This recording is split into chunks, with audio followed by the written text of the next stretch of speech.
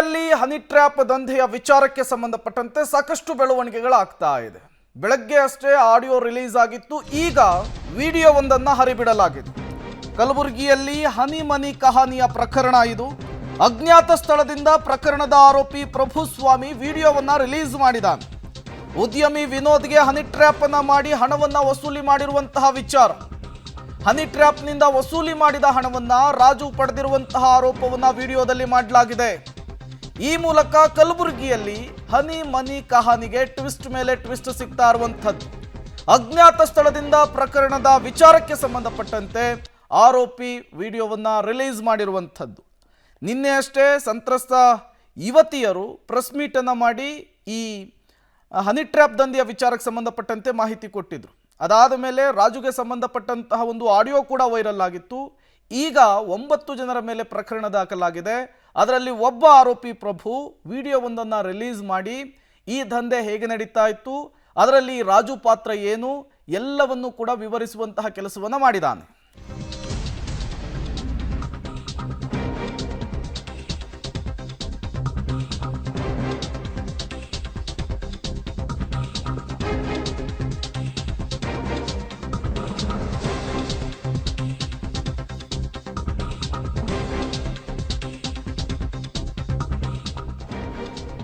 ಹೇಗೆ ಹಣ ವರ್ಗಾವಣೆ ಆಗ್ತಾ ಇತ್ತು, ಹೇಗೆ ಹಣವನ್ನು ಪೀಕ್ತಾ ಇದ್ರು, ಎಲ್ಲವನ್ನೂ ಕೂಡ ವಿವರಿಸಿದ್ದಾನೆ ವಿಡಿಯೋದಲ್ಲಿ ಪ್ರಭುಸ್ವಾಮಿ.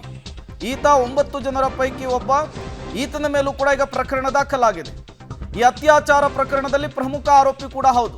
ಪೊಲೀಸರ ವಶದಲ್ಲಿರುವಂತಹ ಹನಿ ಟ್ರ್ಯಾಪ್ ಕಿಂಗ್ ಪಿನ್ನ ರಾಜು ವಿಚಾರಕ್ಕೆ ಸಂಬಂಧಪಟ್ಟಂತೆ ಸಾಕಷ್ಟು ಮಾಹಿತಿಗಳನ್ನು ಇದರಲ್ಲಿ ಪ್ರಸ್ತಾಪಿಸಿದ್ದಾನೆ. 6 ಲಕ್ಷವನ್ನು ನನ್ನ ಅಕೌಂಟ್ಗೆ RTGS ಮಾಡಿದ್ದಾರೆ. ಬಳಿಕ ನಮ್ಮ ಮಾವನವರ ಅಕೌಂಟ್ಗೆ 8 ಲಕ್ಷವನ್ನು ಹಾಕಲಾಗಿದೆ. ಎಲ್ಲ ಹಣವನ್ನು ಕೂಡ ರಾಜು ಲೆಂಗಂಟಿ ವಿತ್ಡ್ರಾ ಮಾಡಿಕೊಂಡಿದ್ದ. ಆ ಹಣವನ್ನು ಸರ್ಗೆ ಕೊಡಬೇಕು ಅಂತ ಹೇಳಿ ತೆಗೆದುಕೊಂಡು ಹೋಗಿದ್ದ ಅನ್ನೋದನ್ನು ಕೂಡ ತಿಳಿಸಿದ್ದಾನೆ. ರಾಜು ಲೆಂಗಟಿ ಅನ್ನೋರು ನನ್ನ ಅಕೌಂಟಿಗೆ ಒಂದು 6 ಲಕ್ಷ ರೂಪಾಯಿ RTGS ಮಾಡ್ಯಾರ.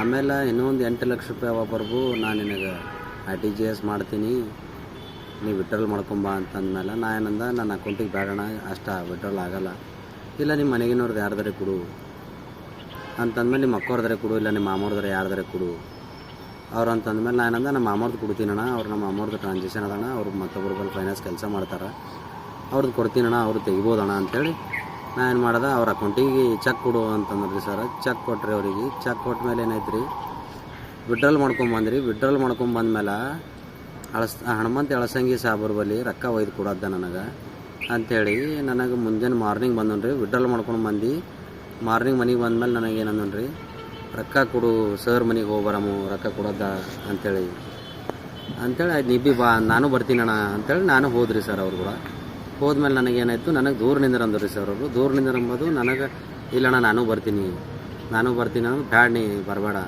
ಅಂತಂದ್ರಪ್ಲೆ ಅಂದ್ರೂ ನಾ ಹೋಗಿನ್ರಿ ಸರ್. ಅವ್ರ ಸಂಗಟ ಹೋಗಿನ್ರಿ. ಹೋಗಾದ್ಮೇಲೆ ಮನೆಗೆ ಹೋಗಿ ರೊಕ್ಕ ಕೊಟ್ಟು ಬಂದಿದ್ದವ್ರಿ ಸರ್. ಬೇಕಾದ್ರೆ ಒಂದು 20 ದಿವಸ ಹಿಂದಿದ್ದಾಗ ಅವ್ರ ಮನೆಗೆ ಹೋಗಿದ್ದು ಕ್ಯಾಮ್ರಾ ಅದ ರೀ ಸರ್, ಎಳಸಂಗಿ ಸಾಬ್ರ ಮನೆಗೆ. ಅವು ಯಾವ ದುಡ್ಡ ಅಂತಂದ್ರೆ ರಾಜು ಲೆಂಗಟಿ ನನಗೆ ವಿನೋದ್ ರೀ, ರಾಜು ಲೆಂಗಟಿ ಅನ್ನೋರಿಗೆ RTGS ಮಾಡ್ಯಾನತ್ರಿ. ನನಗೆ ಹೇಳಿದ್ದು ಬರೀ 28 ಲಕ್ಷ ರೀ ಸರ್. ಅವ ಎಷ್ಟು ತೊಗೊಳನೋ ಏನು ಸುದ್ದಿ ಅದು ನನಗೆ ಗೊತ್ತಿಲ್ಲ ರೀ. ಅದ್ರಾಗ ನನಗೆ ಬರೀ 14 ಲಕ್ಷ ರೂಪಾಯಿ ಕೊಟ್ಟಾನ್ರಿ. ಕೊಟ್ಟು ಏನು ಮಾಡ್ಯಾನ, ನನಗೆ RTGS ಮಾಡ್ಯಾನ್ರಿ. ಅವೇ 6 ಲಕ್ಷ ಒಂದು 8 ಲಕ್ಷ ಒಂದು ಅವು ಕೊಟ್ಟಿವೆ. ಸಾಬ್ರು ಎಳಸಂಗಿ ಸಾಬ್ರ ಮನೆಗೆ ಕೊಡಂಬ ಅಂತೇಳಿ ನನಗೆ ಈ ಥರ ಕರ್ಕೊಂಡೋಗಿದ್ದು ಅವ್ರ ಮನೆಗೆ ಹೋಗಿ ಕೊಟ್ಟು ಬಂದಿದ್ದವು ರೀ ಸರ್. ಒಂದು ಟೈಮ. ಮತ್ತೊಂದು ಟೈಮ ಅವ ಎಳಸಂಗಿ ಸಾಬ್ರಿಗೆ ಕೊಡೋದ ಅಂತೇಳಿ ಒಂದು 2-3 ಸಲ ಹೇಳಿನ್ರಿ ನನಗೆ, ರೊಕ್ಕ ದುಡ್ಡು ಕೊಡೋದ ತೊಗೊಂಬ ಅಂತೇಳಿ. ಅದು ಆದಮೇಲೆ ಸರ ನನಗೆ ಬ್ಲ್ಯಾಕ್ ಮೇಲ್ ಮಾಡ್ಯಾನ್ರಿ ರಾಜು ಲೆಂಗಟಿ ಅನ್ನವ. 2-3 ಸಲ ಮತ್ತೊಂದು ಹುಡುಗಿಗೂ ನಾ ಜಾಬ್ ಹಚ್ಚಿ ಕೊಡ್ತೀನಿ ಅಂತೇಳಿ ಅವ್ರ ಬಲ್ಲೂ ದುಡ್ಡು ಇಸ್ಕೊಟ್ಟೀನಿ ರೀ ಸರ್ ಅವನಿಗೆ. ಅದನ್ನು ನನಗೆ ದುಡ್ಡೂ ಕೊಡೋಲ್ಲಾಗೇನು ರೀ ಸರ, ಮತ್ತು ಕೆಲಸನೂ ಹಚ್ಕೊಡೋಲ್ಲಾಗೇನು ರೀ ಸರ್. ಅವ್ರು ದುಡ್ಡು ಕೊಡು ಅಂದ್ರೆ ಅವ್ರ ಕೆಲಸ 2-3 ವರ್ಷ ಐತ್ರಿ ಸರ್. ಈಗ ದುಡ್ಡು ಕೊಡು ಅಂದ್ರೆ ಅವ್ರ ಕೆಲಸ ಮ್ಯಾಗಿನವರು ಫೋನ್ ಎತ್ತಲಾಗ್ಯಾರ, ಅದು ಮಾಡಲಾಗ್ಯಾರ, ಇದು ಮಾಡಲಾಗ್ಯಾರ ಅಂತೇಳಿ ನನಗೆ ಫೋನ್ ಎತ್ತಲಾಗೇನು ರೀ ಸರ್. ಫೋನ್ ಹಚ್ಚರೂ ನನಗೆ ಬೈತಾನೆ ರೀ ಸರ್, ಅಂಜಿಸ್ತಾನೆ ರೀ. ಇಲ್ಲ ನಿನಗೆ ಕೇಸ್ ಮಾಡ್ತೀನಿ, ಅಟ್ರಾಸಿಟಿ ನಿನ್ನ ಮೇಲೆ ಕೇಸ್ ಮಾಡ್ತೀನಿ, ಅಂಜಿಸ್ತೀನಿ, ನಿನಗೆ ನಿಮ್ಮ ಮನೆಗಿನವರಿಗೆ ಜೀವ ಬೆದರಿಕೆ ಹಾಕ್ತೀನಿ, ಖಲಾಸ್ ಮಾಡ್ತೀನಿ, ಇಲ್ಲ ನಿಂಗೂ ಖಲಾಸ್ ಮಾಡ್ತೀನಿ ಅಂತ ಈ ಥರ ನನಗೆ ಜೀವ ಬೆದರಿಕೆ ಹಾಕ್ಯಾನ್ರಿ ಸರ್.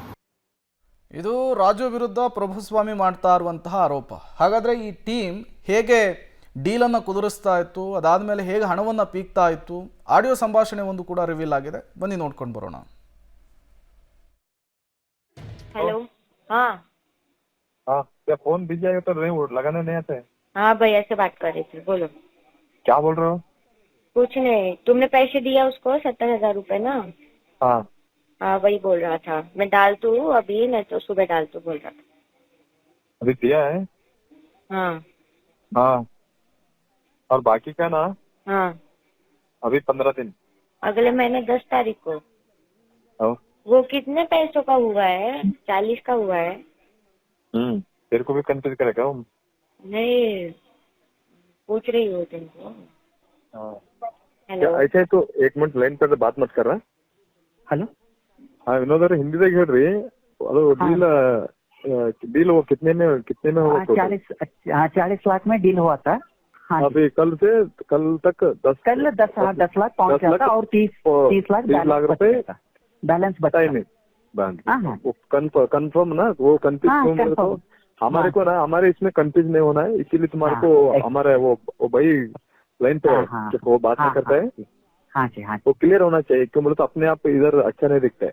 अच्छा नहीं वो सेफ रहना. क्यों बोले तो हमको किसी का 1 रुपए भी नहीं चाहिए. हाँ जी हाँ जी वो इसीलिए हमने ये करे. हाँ वो हाँ जी हाँ 40 लाख में डील हुआ, देखो कल तक 10 लाख रुपए पहुंच जाता है. पहुंच जाता है. Right right. हाँ जी हाँ फिर 30 लाख रुपए बचता है, एक 10 दिन के अंदर 10-15 दिन के अंदर, और 30 लाख रुपए उनको पहुंच जाते हैं. Right right right. ओके हाँ जी हाँ वही थैंक यू. हाँ ಇದೇ ವಿಚಾರಕ್ಕೆ ಸಂಬಂಧಪಟ್ಟಂತೆ ಮತ್ತಷ್ಟು ಡೀಟೇಲ್ಸನ್ನು ಕೊಡ್ತಾರೆ ನಮ್ಮ ಪ್ರತಿನಿಧಿ ಪ್ರವೀಣ್. ನೇರ ಸಂಪರ್ಕದಲ್ಲಿ ಜಾಯ್ನ್ ಆಗಿದ್ದಾರೆ. ಪ್ರವೀಣ್, ಈ ಆಡಿಯೋ, ರಿವೀಲ್ ಆಗಿರುವಂತಹ ವಿಡಿಯೋ ಎಲ್ಲವನ್ನೂ ಕೂಡ ಗಮನಿಸ್ತಾ ಇದ್ರೆ ಒಂದಂತೂ ಸ್ಪಷ್ಟವಾಗ್ತಾ ಇದೆ, ಇದೊಂದು ಟೀಮ್ ವರ್ಕ್. ಒಬ್ಬರನ್ನ ಟಾರ್ಗೆಟ್ ಮಾಡಿ ದುಡ್ಡನ್ನು ಹೇಗೆ ಪೀಕಬೇಕು ಅನ್ನೋದನ್ನು ಮೊದಲೇ ಪೂರ್ವ ನಿರ್ಧರಿಸಿ ಇವರು ಕೆಲಸವನ್ನು ಮಾಡ್ತಾ ಇದ್ರು ಅನ್ನೋದು ಗೊತ್ತಾಗ್ತಾ ಇದೆ. ಇವರು ಹೇಗೆ ಹಣವನ್ನು ಪೀಕ್ತಾ ಇದ್ರು, ಪೊಲೀಸರ ಇನ್ವೆಸ್ಟಿಗೇಷನಲ್ಲಿ ಮತ್ತೇನೆಲ್ಲ ಗೊತ್ತಾಗ್ತಾ ಇದೆ ಅಂತ.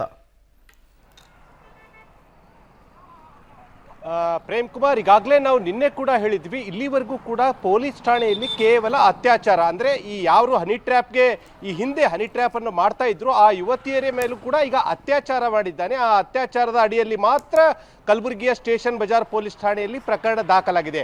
ಆದರೆ ನಮಗೆ ಪಬ್ಲಿಕ್ ಟಿವಿಗೆ ಎಕ್ಸ್ಕ್ಲೂಸಿವ್ ಆಗಿ ಸಿಗ್ತಾ ಇರುವಂತಹ ಮಾಹಿತಿಗಳೇನೆಂದರೆ ಕಲಬುರಗಿಯಲ್ಲಿ ಯಾವ ರೀತಿಯಾದಂತಹ ಹನಿ ಟ್ರ್ಯಾಪ್ ದಂಧೆ ಇದೆ ಅನ್ನೋದ್ರ ಬಗ್ಗೆ ಇಂಚಿಂಚು ಮಾಹಿತಿಯನ್ನು ನಾವು ಜನರಿಗೆ ಕೊಡ್ತಾ ಇದ್ದೀವಿ.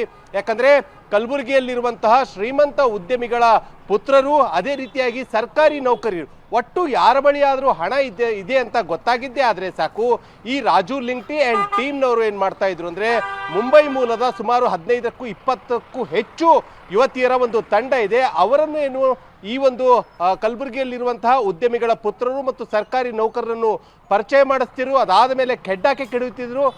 ಹನಿ ಟ್ರ್ಯಾಪ್ ಹೆಸರಿನಲ್ಲಿ ಅವರಿಂದ ಲಕ್ಷ ಹಣ ವಸೂಲಿಯನ್ನು ಮಾಡ್ತಾ ಇದ್ರು.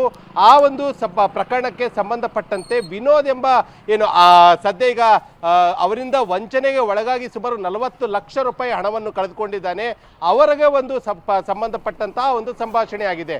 ವಿನೋದ್ಗೂ ಕೂಡ ಏನಂದ್ರೆ ಈ ಮುಂಬೈ ಮೂಲದ ಯುವತಿಯ ಜೊತೆ ಏನಂದ್ರೆ ಹನಿ ಟ್ರ್ಯಾಪ್ ಮಾಡಿದಂತಹ ಈ ರಾಜು ಲಿಂಗ್ಟಿ ಯಾವ ರೀತಿಯಾಗಿ ಹಣಕಾಸಿನ ವ್ಯವಹಾರವನ್ನು ಕುದುರಿಸಿದ್ದ ಎಂಬುದರ ಬಗ್ಗೆ ಆ ಮುಂಬೈ ಮೂಲದ ಯುವತಿಗೆ ಏನಂದ್ರೆ ಕನ್ವೆ ಮಾಡಕ್ಕೆ ವಿನೋದ್ನನ್ನು ಕೂಡ ಕಾನ್ಫರೆನ್ಸ್ ತೆಗೆದುಕೊಂಡು ಅಂದರೆ ಸುಮಾರು 10 ಲಕ್ಷ ಈಗಾಗಲೇ ಬಂದಿದೆ, ಮುಂದಿನ ದಿನಗಳಲ್ಲಿ 30 ಲಕ್ಷ ಹಣ ಬರುತ್ತೆ ಅಂತೇಳಿ ಯುವತಿಗೆ ಸುಳ್ಳು ಹೇಳಿರ್ತಾನೆ ಆ ರಾಜು ಲಿಂಗ್ಟಿ. ಹೀಗಾಗಿ ಏನಂದ್ರೆ ಈ 3 ಜನರ ನಡುವೆ ನಡೆದಂತಹ ಸಂಭಾಷಣೆಯನ್ನು ಖುದ್ದು ಯುವತಿಯೇ ಈಗ ಆ ಆಡಿಯೋ ಕಾಲ್ಗಳನ್ನು ಎಲ್ಲವನ್ನು ಕೂಡ ರಿವೀಲ್ ಮಾಡಿದ್ದಾರೆ. ಸೊ ನನ್ನನ್ನು ಹನಿ ಟ್ರ್ಯಾಪ್ ಮಾಡುವಂಥ ಸಂದರ್ಭದಲ್ಲಿ ಯಾವ ರೀತಿಯಾಗಿ ಈ ರಾಜು ಲಿಂಗ್ಟಿ ಬಳಕೆ ಮಾಡಿಕೊಂಡಿದ್ದ ಎಂಬುದರ ಬಗ್ಗೆ ಕೂಡ ಇಂಚಿಂಚು ಮಾಹಿತಿಯನ್ನು ಕೂಡ ಆ ಒಂದು ಆಡಿಯೋದಲ್ಲಿ ಸ್ಪಷ್ಟವಾಗಿ ಕಂಡುಬರುತ್ತೆ. ಯಾವ ರೀತಿಯಾಗಿ ಹನಿ ಟ್ರ್ಯಾಪ್ನ ಒಂದು ದಂಧೆ ಕಲಬುರಗಿಯಲ್ಲಿ ನಡೀತಾ ಇತ್ತು, ಯಾವ ರೀತಿಯಾಗಿ ಆಪರೇಟ್ ಮಾಡ್ತಾ ಇತ್ತು ಅಂತ. ಇದು ಒಂದು ಪ್ರಕರಣ. ಆದರೆ ಇನ್ನೊಂದು ಪ್ರಕರಣ ಏನಂದ್ರೆ ಹನಿ ಟ್ರ್ಯಾಪ್ನ ನಂತರ ಹಣ ವರ್ಗಾವಣೆ ಯಾವ ರೀತಿ ಆಗ್ತಾ ಇತ್ತು ಅಂತ. ಈಗಾಗಲೇ ಈ ಪ್ರಕರಣದ ಪ್ರಮುಖ ಇನ್ನೋರ್ವ ಆರೋಪಿಯಾದಂತಹ ಪ್ರಭು ಸ್ವಾಮಿ ಇದ್ದಾನೆ. ಆತ ಅಜ್ಞಾತ ಸ್ಥಳದಿಂದ ಒಂದು ವಿಡಿಯೋವನ್ನು ಮಾಡಿಬಿಟ್ಟಿದ್ದಾನೆ. ಏನಂದ್ರೆ ಅವನ ಅಕೌಂಟ್ಗೆ 6 ಲಕ್ಷ ರೂಪಾಯಿ ಏನಂದ್ರೆ ರಾಜು ಲಿಂಗ್ಟಿ ಬೇರೆಯವರ ಕಡೆಯಿಂದ ಹಾಕ್ಸಿದ್ದ. ಅಂದ್ರೆ ಹನಿ ಟ್ರ್ಯಾಪ್ಗೆ ಸಂಬಂಧಪಟ್ಟಂತ ಹಣವೇ ಆ 6 ಲಕ್ಷ ರೂಪಾಯಿ ಆಗಿತ್ತು. ಅದಾದ ಬಳಿಕ ನನ್ನ ಅಕೌಂಟ್ನಲ್ಲಿ ಹೆಚ್ಚಿನ ಟ್ರಾನ್ಸಾಕ್ಷನ್ ಆಗೋದಿಲ್ಲ ಅಂಥೇಳಿ ರಾಜು ಲಿಂಗ್ಟಿಗೆ ಆ ಆರೋಪಿ ಪ್ರಭು ಹೇಳ್ತಾನೆ. ಆ ಸಂದರ್ಭದಲ್ಲಿ ನಿಮ್ಮ ಸಂಬಂಧಿಕರ ಯಾರಾದರೂ ಒಂದು ಅಕೌಂಟ್ ಕೊಡಿ ಅಂದರೆ ಪ್ರಭು ಅವರ ಮಾವನವರ ಅಕೌಂಟ್ ಕೊಟ್ಟಂತ ಸಂದರ್ಭದಲ್ಲಿ ಅವರ ಅಕೌಂಟ್ಗೂ ಕೂಡ 8 ಲಕ್ಷ ರೂಪಾಯಿ ಸಂದಾಯ ಆಗಿದೆ. ಅಂದರೆ ಪ್ರಭುಗೆ ಅಂದರೆ ಒಟ್ಟು ಈ ಹನಿ ಟ್ರ್ಯಾಪ್ನಲ್ಲಿ 14 ಲಕ್ಷ ರೂಪಾಯಿ ಸಂದಾಯವಾಗಿದ್ದು ಅದರಲ್ಲಿ ಒಂದಿಷ್ಟು ಹಣವನ್ನು ವಿತ್ಡ್ರಾ ಮಾಡಿ ಸರ್ಗೆ ಕೊಡಬೇಕು ಅಂಥೇಳಿ ರಾಜು ಲಿಂಗ್ಟಿ ತೆಗೆದುಕೊಂಡು ಹೋಗಿದ್ದಾನೆ. ಇದರ ಬಗ್ಗೆ ಎಲ್ಲ ದಾಖಲೆಗಳ ಸಮೇತ ಮತ್ತು ಯಾವಾಗ ಏನು ಎಂಬುದರ ಬಗ್ಗೆ ಹನಿ ಟ್ರ್ಯಾಪ್ ಪ್ರಕರಣ ಏನಾದರೂ ದಾಖಲಾದರೆ ಸಾಕು, ನಾನು ಪೊಲೀಸರ ಮುಂದೆ ಬಂದು ಎಲ್ಲವನ್ನು ಕೂಡ ಬಿಚ್ಚಿಡೋದಾಗಿ ಈಗ ಪ್ರಭು ಸ್ವಾಮಿ ಏನಂದರೆ ಅಜ್ಞಾತ ಸ್ಥಳದಿಂದ ವಿಡಿಯೋ ಮಾಡಿ ಸಂಪೂರ್ಣವಾದ ಒಂದು ಹೇಳಿಕೆಯನ್ನು ಕೊಟ್ಟಿದ್ದಾನೆ. Prem. Okay, thank you Praveen ತಮ್ಮೆಲ್ಲ ಮಾಹಿತಿಗಾಗಿ.